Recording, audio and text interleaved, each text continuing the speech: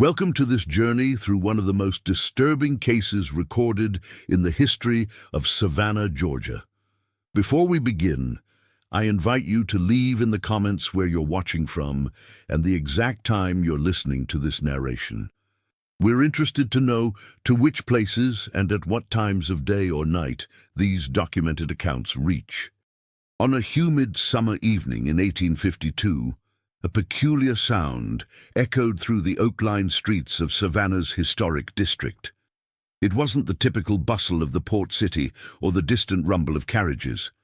No, witnesses would later describe it as something between a wail and a whisper, the kind of sound that makes the hair on your neck stand on end even when you can't quite place its origin. That night marked the beginning of what would become known in hushed circles as the Clara Mayfield incident, though official records of the time make curiously little mention of the events that transpired at the Mayfield estate. The Mayfield home stood 3 stories tall on Abercorn Street, its white columns and sprawling veranda projecting the very image of Southern prosperity.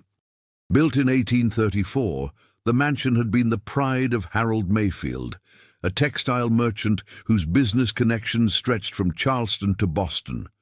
By all accounts, the Mayfields represented the epitome of Savannah high society, hosting elaborate dinners, attending the most exclusive social events, and maintaining what appeared to be a respectable household. Yet something unsettling lurked beneath the polished exterior of the Mayfield name, something that would only come to light after the events of that fateful summer. According to parish records from Christ Church Episcopal, Clara Richardson became Clara Mayfield in the winter of 1848, marrying Harold Mayfield in what the Savannah Morning News described as the social event of the season.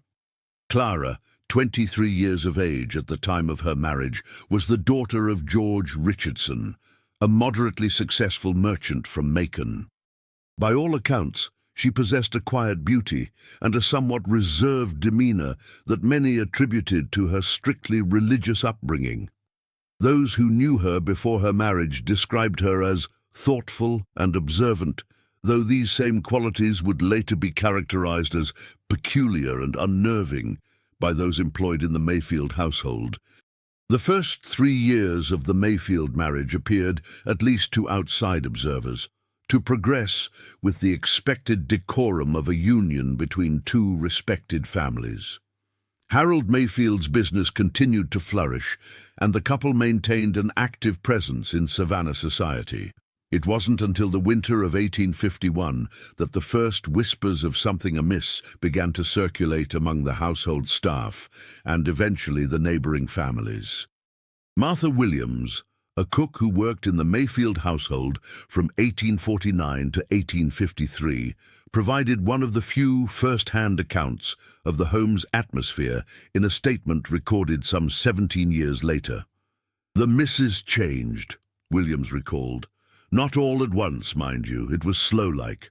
First, she took to spending hours in the east parlor with the doors closed. Then she stopped taking callers altogether. The master told everyone she was suffering from nervous exhaustion, but those of us in the house knew better. We heard her at night, moving about when everyone else was sleeping, sometimes talking, though there wasn't nobody with her."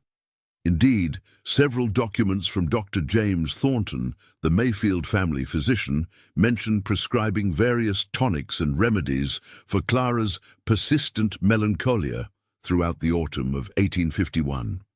In one particular notation dated November 12th, Dr. Thornton writes, "Mrs. M continues to exhibit concerning behaviors. She speaks of voices and presences, particularly in the eastern rooms of the house. Recommended increased doses of laudanum and restricted access to stimulating literature and correspondence." What makes the Mayfield case particularly disturbing is not just the apparent mental decline of Clara, but the way in which the household, and indeed much of Savannah society, seemed determined to maintain appearances despite mounting evidence that something was terribly wrong. Harold Mayfield continued to attend business functions and social gatherings, offering increasingly elaborate explanations for his wife's absence. According to several accounts, he spoke of Clara's poor health necessitating extended periods of rest, away from the stimulation of social engagements. By the spring of 1852, Clara Mayfield had become something of a phantom in her own home. She was rarely seen outside the confines of the estate, and even within those walls, household staff reported only catching glimpses of her moving between rooms or standing motionless at windows, particularly those overlooking the property's eastern gardens. It was around this time that Harold Mayfield hired Catherine Jenkins, a nurse from Charleston, ostensibly to assist with Clara's care. Jenkins' presence in the household coincided with several significant changes. The east wing of the house, comprising a parlor, bedroom, and small study, was effectively closed off to most of the household staff. Only Jenkins, Harold Mayfield, and occasionally Dr. Thornton were permitted entry. Windows in this section of the house were covered with heavy drapes at all times, regardless of the weather or time of day. Most tellingly, perhaps, was the installation of a new lock system on the east wing doors, a detail noted in an invoice from Savannah locksmith Edward Cooper, dated April 17, 1852. What precisely transpired behind those locked doors remains largely conjecture, pieced together from fragmentary accounts and documents that surfaced years later. What is known with some certainty is that by early summer of 1852, the atmosphere within the Mayfield household had grown increasingly tense. Several domestic workers left their positions despite the relative security such employment offered. A letter from former housemaid Sarah Johnson to her sister in Augusta, dated June 3rd, suggests a household in quiet turmoil. "I cannot remain in that place a day longer, not with what goes on in the east rooms. The sounds that come from there ain't natural, and Miss Clara ain't been herself for months now. Mr. Mayfield says it's just her nerves, but I've worked in houses where ladies had nervous complaints before, and this is something different altogether. Something's not right in that house, and I won't stay to see what comes of it." The precise nature of the sounds Johnson referenced has been the subject of much speculation among those who have studied the case. Some accounts suggest muffled conversations, while others describe something more akin to chanting or recitation. Whatever the case, it was enough to drive several staff members from their positions and to fuel increasingly dark rumors throughout Savannah's servant community. It was against this backdrop of mounting tension and mystery that the events of July 15th unfolded. Events that would transform the Mayfield case from a private family matter into something that would haunt Savannah for generations to come.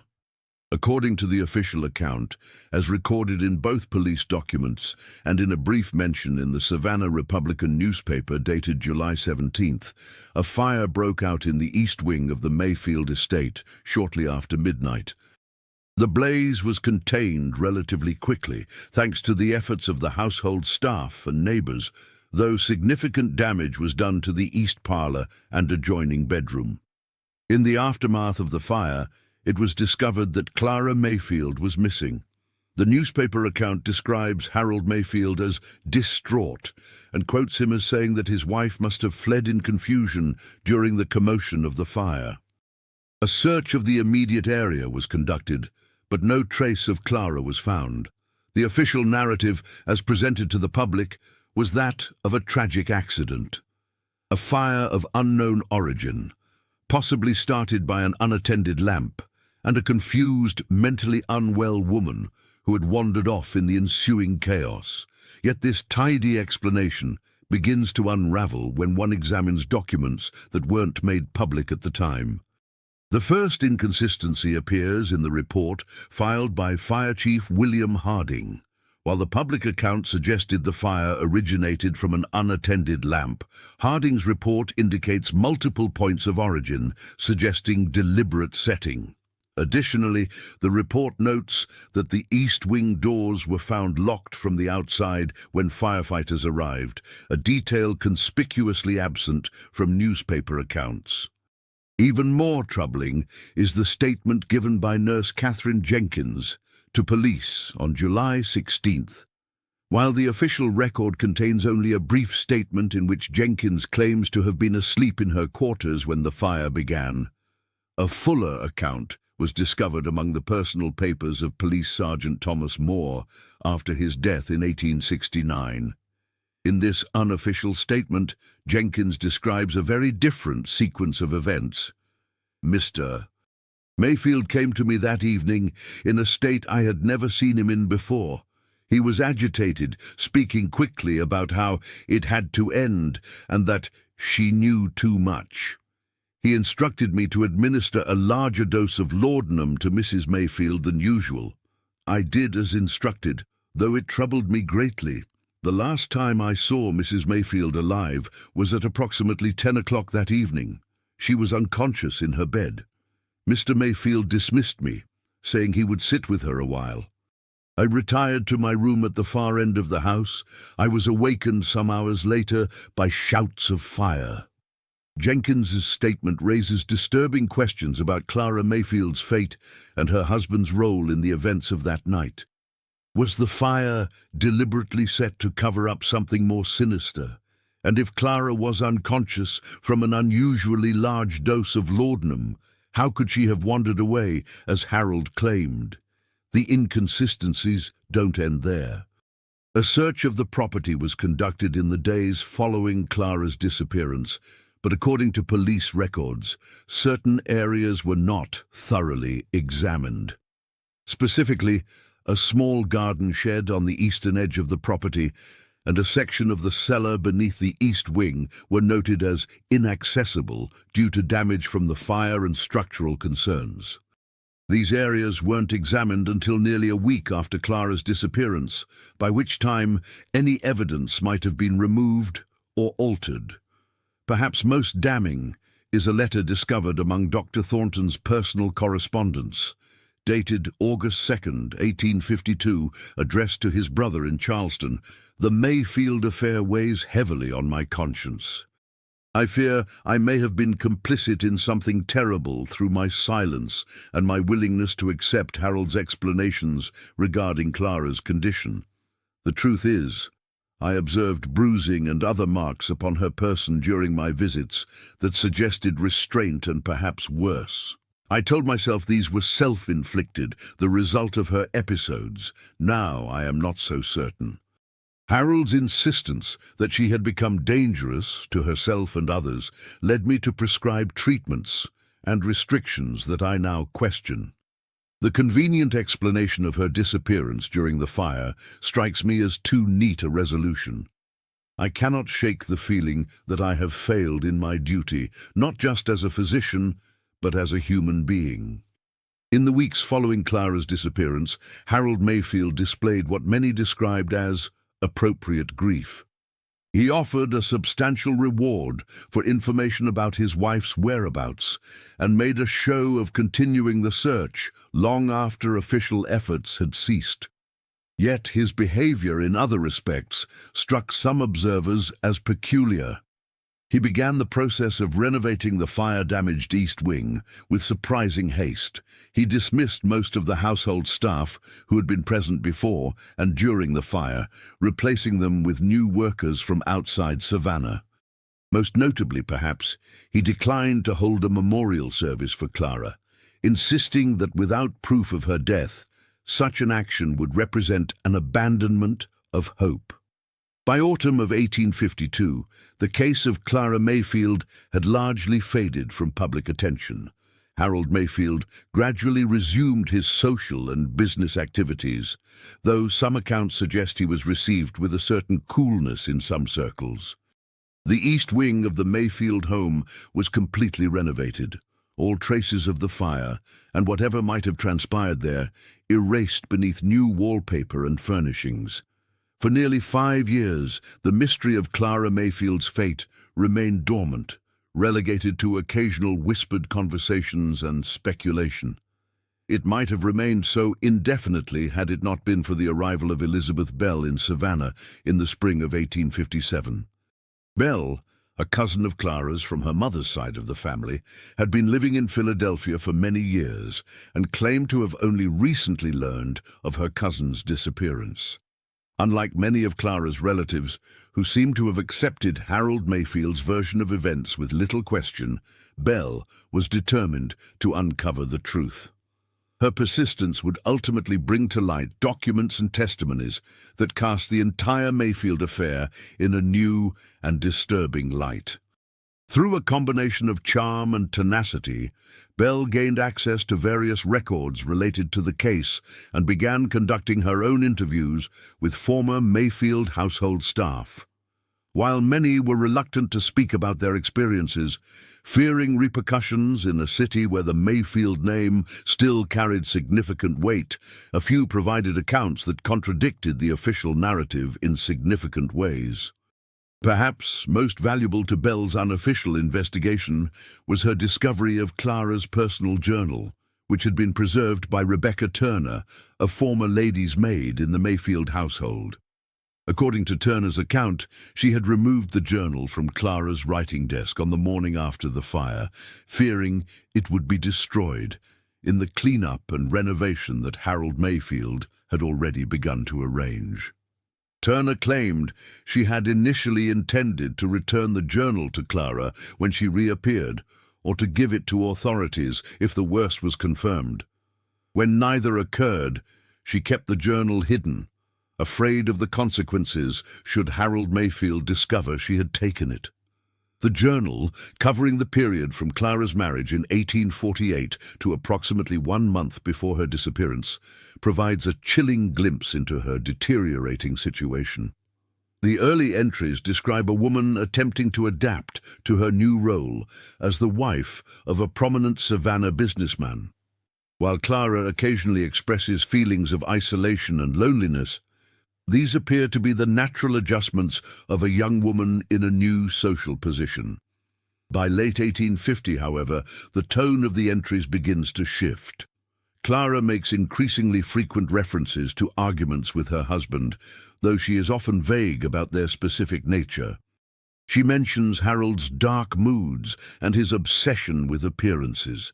Perhaps most significantly, she writes of discovering troubling discrepancies in her husband's business records, though she never explicitly states what these might have entailed. An entry dated January 12, 1851, marks a clear turning point. I confronted H today about the documents I found in his study. I thought he might deny everything, but instead he became enraged in a way I have never witnessed before. He called me ungrateful and accused me of spying. When I suggested that perhaps others might be interested in what I had discovered, his expression changed in a way that frightened me deeply. He grasped my wrist so tightly it left marks and said, "No one would believe you over me, Clara. Remember that. I fear I may have made a terrible mistake in confronting him directly." Subsequent entries document a gradual erosion of Clara's freedom within the household. She writes of Harold monitoring her correspondence, restricting her visitors, and eventually preventing her from leaving the house at all. By the summer of 1851, she expresses concern that the household staff has been instructed to watch her and report her activities to her husband. The most disturbing passages come in the final months of the journal. Clara begins to question her own sanity, wondering if perhaps Harold is right about her mental state. She describes being given various tonics and medicines that leave her feeling foggy and disoriented. She mentions Dr. Thornton's visits becoming more frequent and notes that the doctor speaks primarily to Harold rather than to her about her supposed condition. The final entry, dated June 6, 1852, approximately 6 weeks before the fire, contains a passage that has haunted researchers of the case for generations. I know now what I must do. H believes he has me completely under his control, between the medicines and the locked doors. But I have been careful. I have been watching and waiting. I have managed to reduce the amount of laudanum I actually consume, pretending to drink it all while disposing of much of it.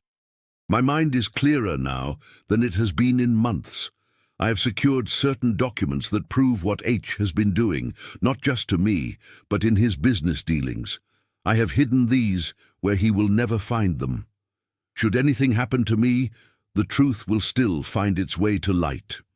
I only pray I have the strength to see this through to the end."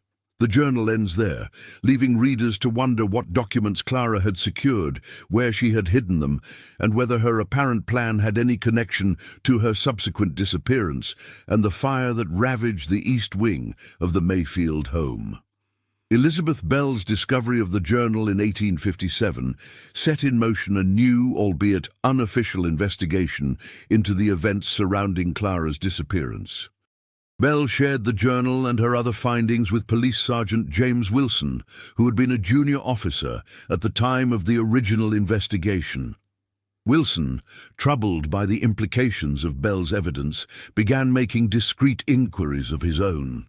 It was during this period that Catherine Jenkins, the nurse who had been employed to care for Clara in the months leading up to her disappearance, was located in Charleston.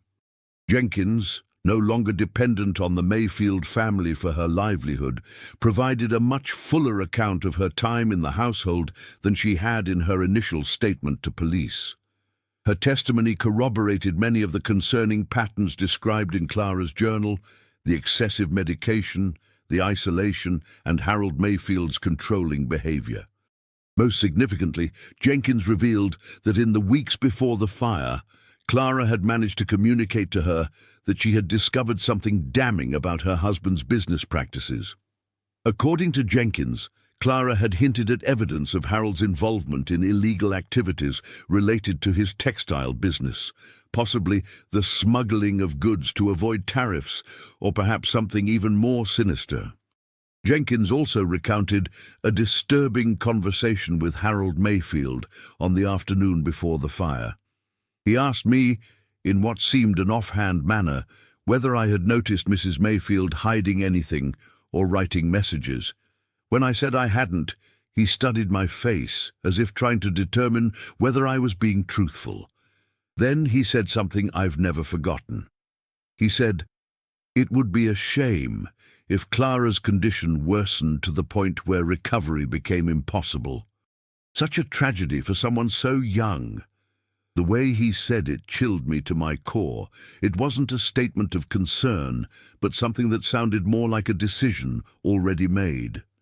Wilson's unofficial investigation took a dramatic turn when he decided to re-examine areas of the Mayfield property that had been cursorily searched in the days following Clara's disappearance. With Elizabeth Bell's assistance in securing permission, ostensibly for the purpose of retrieving some of Clara's personal effects, Wilson conducted a thorough search of the cellar beneath what had been the East Wing. According to Wilson's personal notes, dated October 12, 1857, the search initially yielded nothing of significance. The cellar had been thoroughly renovated, along with the rest of the East Wing, with new flooring and whitewashed walls showing no evidence of the fire that had occurred 5 years earlier. It was only when Bell, recalling a passage from Clara's journal about a hollow space beneath the old root cellar, suggested they examine a small storage room at the far end of the basement, that they made their grim discovery. Behind a newly constructed wine rack, Wilson found evidence that a section of the original stone wall had been recently repaired. The mortar was a different color than that used in the surrounding wall, and its application appeared hasty and unprofessional compared to the original masonry. When Wilson removed several of these stones, he discovered a small cavity that had been sealed off from the rest of the cellar. What Wilson found within that space was never officially documented. His personal notes describe remains consistent with those of an adult female in a state of advanced decomposition. He also mentions discovering scraps of fabric that appeared to be from a woman's nightdress and, most significantly, a small metal box sealed with wax containing various papers and a letter addressed to "Whoever finds my remains." The contents of this letter, if it indeed existed, have never been made public. Wilson's notes indicate that he removed the box and its contents from the scene before notifying other authorities of the discovery of the remains. His justification, as recorded in his private journal, was that certain powerful interests in Savannah would ensure these documents never saw the light of day if their existence became known through official channels. What followed was one of the most peculiar chapters in Savannah's legal history. When the human remains were officially discovered, in a second search conducted after Wilson had anonymously tipped off his superiors, Harold Mayfield expressed shock and suggested they must belong to a former slave who had perhaps been walled up by a previous owner of the property. Despite the location of the remains corresponding exactly to the renovated area following the fire during Clara's disappearance, and despite certain items found with the remains matching descriptions of Clara's possessions, no direct connection was ever officially made between the discovery and the missing Clara Mayfield.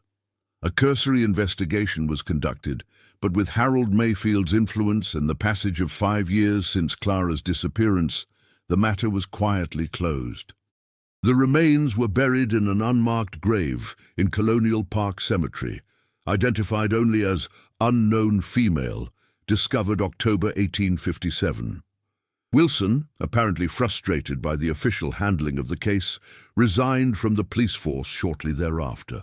Elizabeth Bell, according to correspondence with her family in Philadelphia, intended to pursue the matter further, possibly by taking the documents she and Wilson had discovered to authorities outside of Savannah.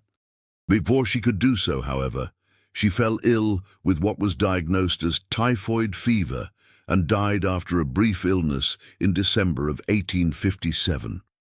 The fate of the metal box and its contents remains one of the most tantalizing mysteries of the entire Mayfield affair.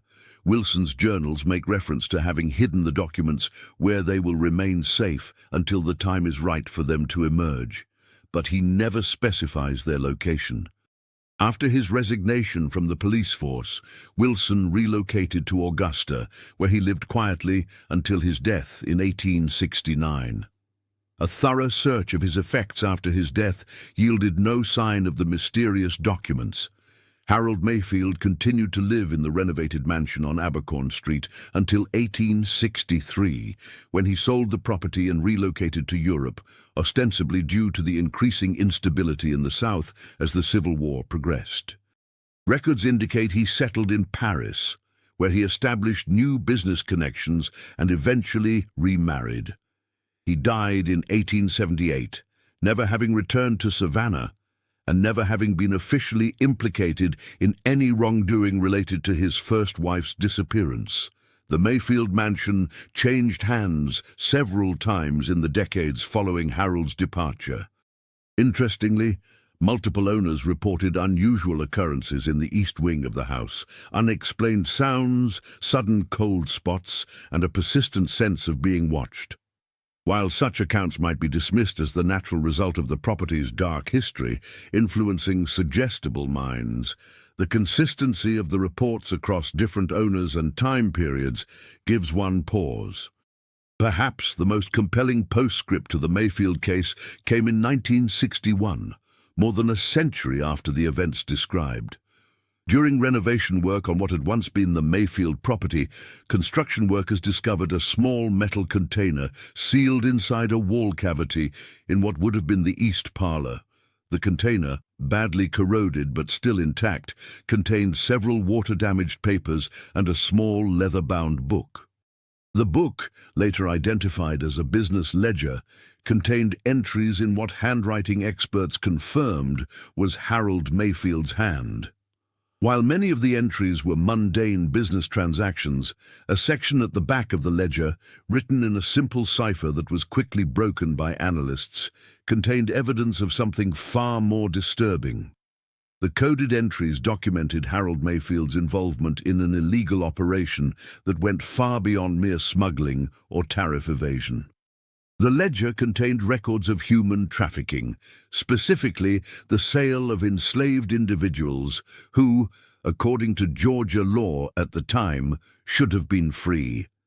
The entries detail how Mayfield and several business associates falsified documents to re-enslave free black individuals, then transported and sold them through an elaborate network that operated alongside his legitimate textile business.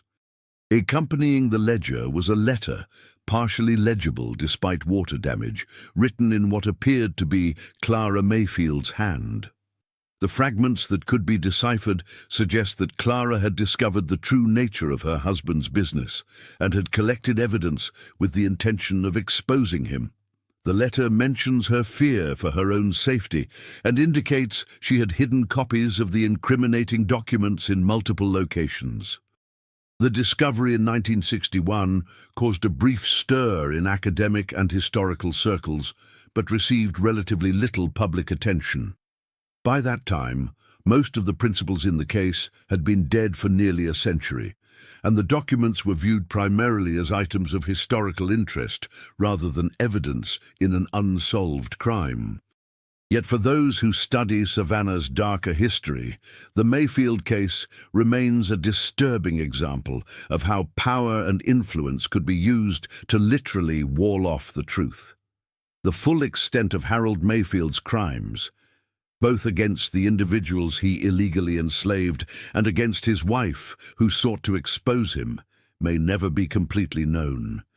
The house on Abercorn Street still stands today, though it has been divided into apartments and bears little resemblance to the imposing mansion of the Mayfield era.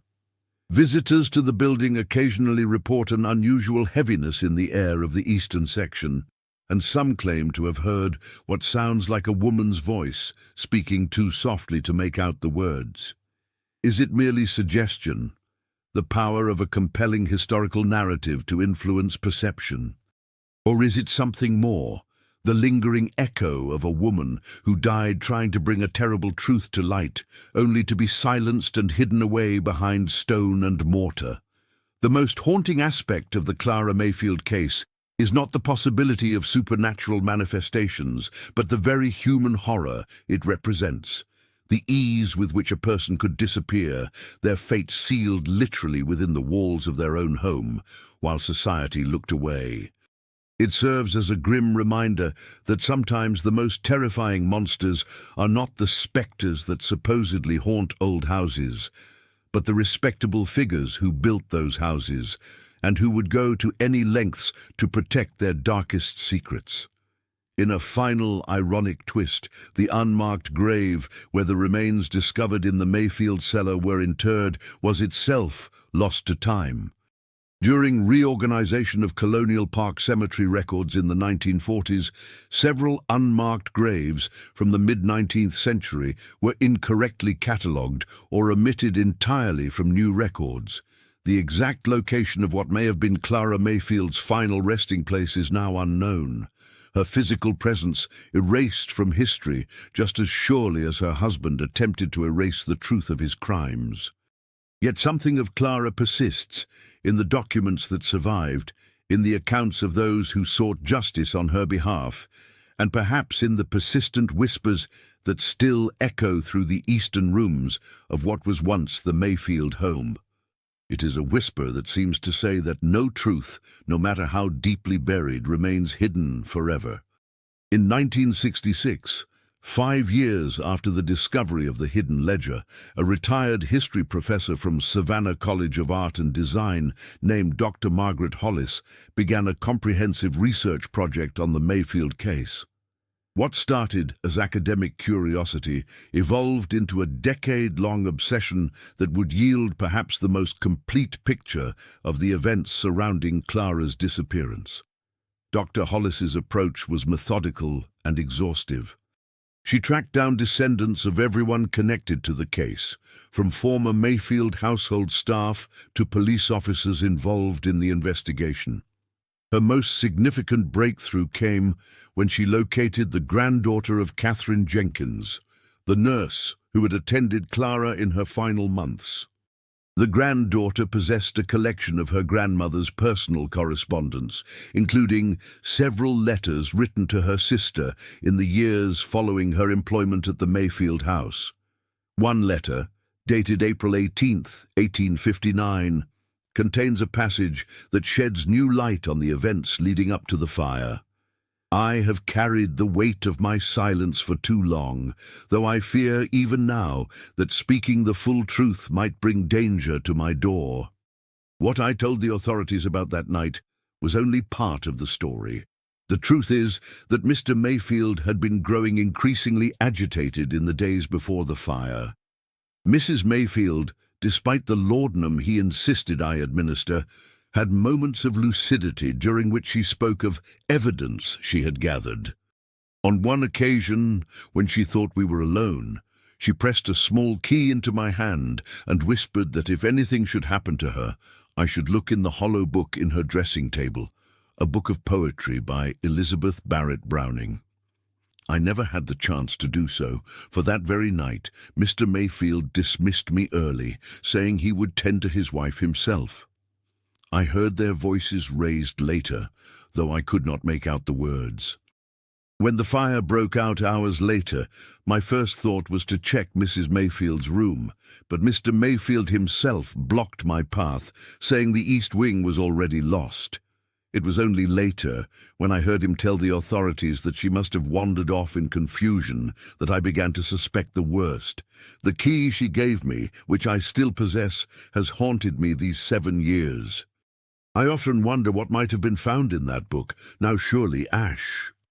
The mention of a hollow book containing evidence aligns with the fragmentary letter discovered in 1961, suggesting Clara had indeed taken steps to preserve proof of her husband's crimes. More significantly, it contradicts Harold Mayfield's claim that his wife had wandered off during the fire. If Jenkins's account is accurate, Harold deliberately prevented access to Clara's room during the fire, a room where, as later discovered, a hidden space in the cellar directly below contained human remains. Dr. Hollis's research also led her to the descendants of James Wilson, the police sergeant who conducted the unofficial investigation in 1857. Wilson's great-grandson, a retired attorney living in Charleston, possessed a collection of his ancestors' personal papers that had been preserved as family heirlooms. Among these papers was a sealed envelope with instructions that it not be opened until 100 years after Wilson's death. The envelope, opened in 1969 at Dr. Hollis's urging, contained a detailed account of Wilson's investigation, including his discovery of the remains in the Mayfield cellar and the mysterious metal box with its incriminating documents. Most significantly, it contained a hand-drawn map indicating where Wilson had hidden the original documents after removing them from the scene. According to Wilson's account, he had concealed the papers in a waterproof container buried beneath the floorboards of his sister's home on Jones Street, approximately 8 blocks from the Mayfield property. The house, remarkably, was still standing in 1969, though it had passed through multiple owners since the Wilson family's ownership. With the permission of the current owners, Dr. Hollis and a small team from the Historical Society conducted a careful examination of the area described in Wilson's map. After several hours of searching, they located a small metal container, badly corroded but still intact, containing several documents protected by oilcloth wrappings. The contents of this container provided the most complete evidence yet of both Harold Mayfield's crimes and Clara's fate. They included a detailed journal kept by Clara documenting her husband's involvement in the illegal re-enslavement operation, including names of business associates, dates of transactions, and the identities of some of the victims. Several letters between Harold Mayfield and business partners discussing their operation in thinly veiled code, which Clara had apparently decoded and annotated. A letter written by Clara herself, dated July 14, 1852, the day before the fire, addressed to her cousin Elizabeth Bell in Philadelphia.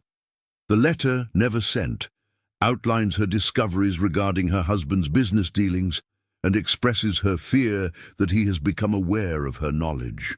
Most chillingly, it states, "I fear for my safety now that Harold suspects what I know. Last night I overheard him speaking with Dr. Thornton about increasing my medication to ensure my continued rest.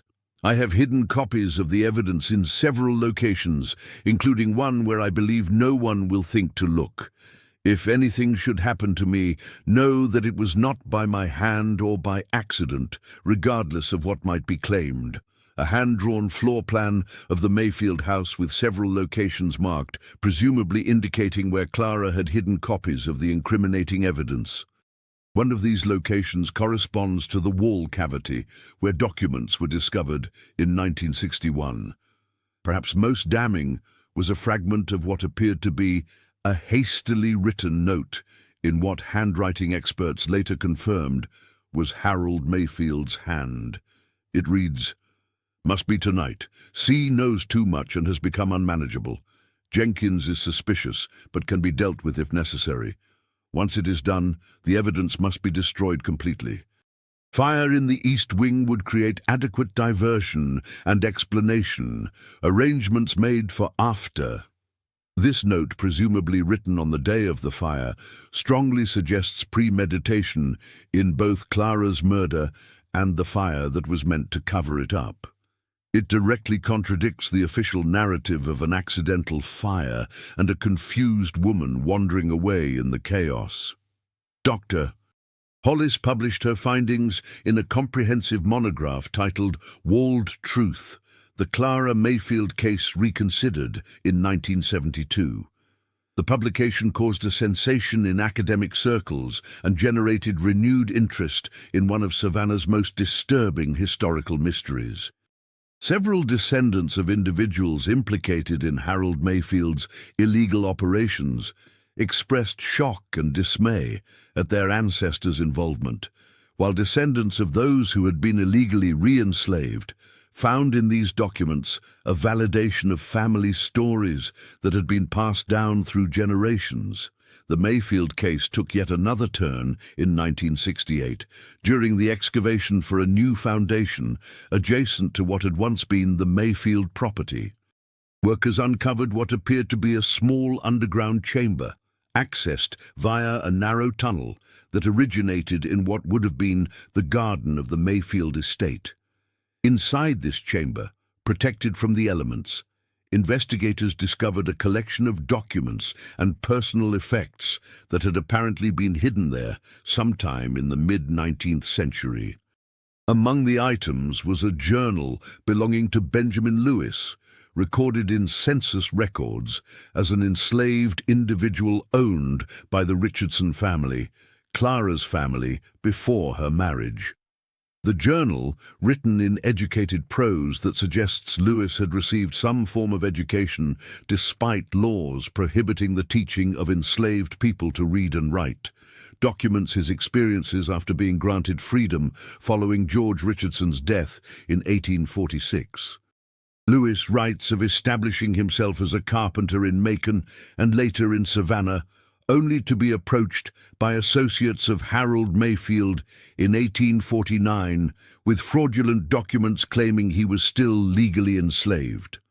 Lewis describes being forcibly taken and transported to Charleston, where he was sold to a plantation owner in South Carolina. He managed to escape in 1851 and made his way back to Savannah, where he lived in hiding while attempting to gather evidence of the operation that had stolen his freedom. Most significantly, Lewis writes of making contact with Clara Mayfield in early 1852, after learning through Savannah's free black community that she was seeking information about her husband's business dealings. Mrs. Mayfield received me with great risk to herself, meeting in secret at the home of Martha Williams, who works in her kitchen. She wept upon hearing my account, and that of others who had suffered the same fate. She promised to use what influence and resources she had to expose these crimes and bring those responsible to justice. She spoke of documents she had been gathering, and asked that I write my own account to add to her evidence. I believe her intentions to be sincere, though I fear greatly for her safety should her husband discover her actions. Lewis's journal suggests that Clara's investigation into her husband's business had progressed much further than previously understood. She was not merely suspicious of financial improprieties, but had actively made contact with victims of her husband's crimes and was compiling evidence with the apparent intention of exposing the entire operation. The journal also contains an entry dated July 16th, 1852, the day after the fire at the Mayfield house. Word has reached us of the fire at the Mayfield residence and the disappearance of Mrs. Mayfield. Those of us who had contact with her fear the worst, particularly given the timing. She had told Martha that she intended to confront her husband with what she had learned. Now she's gone, and we have lost perhaps our only ally among those with the power to bring these crimes to light. I have decided I must leave Savannah immediately. If those responsible for these crimes would silence even a woman of Mrs. Mayfield's standing to protect themselves, none of us who know the truth are safe. Lewis's journal ends shortly thereafter with an entry indicating his intention to travel north. Historical records show that a Benjamin Lewis appears in Philadelphia city directories from 1853 onwards, listed as a carpenter and later as the owner of a small furniture-making business. He lived until 1891, apparently never returning to Georgia. The discovery of Lewis's journal added yet another dimension to the Mayfield case, establishing a clear motive for Harold Mayfield to silence his wife. If Clara had indeed gathered evidence of an illegal human trafficking operation and was preparing to expose it, Harold stood to lose not just his reputation and business, but potentially his freedom and life, as such crimes carried severe penalties, even in antebellum Georgia. The Lewis Journal also sheds light on why the investigation into Clara's disappearance was so quickly abandoned by authorities. If, as the journal suggests, the operation involved multiple prominent businessmen in Savannah, there would have been considerable pressure to accept Harold Mayfield's explanation of events without probing too deeply. Dr. Hollis's research, combined with the discoveries of 1961 and 1968, presents a compelling case that Clara Mayfield was murdered by her husband to prevent her from exposing his crimes, and that her remains were concealed in a sealed chamber beneath the east wing of their home. The fire was almost certainly set deliberately to destroy evidence and provide cover for her disappearance. The evidence further suggests that multiple individuals, including Dr. Thornton, certain police officials, and likely business associates of Harold Mayfield, were complicit either in the crime itself or in the subsequent cover-up. The extent of this complicity and the full reach of the illegal re-enslavement operation may never be known, as many records from the period were lost during the Civil War, and others may have been deliberately destroyed.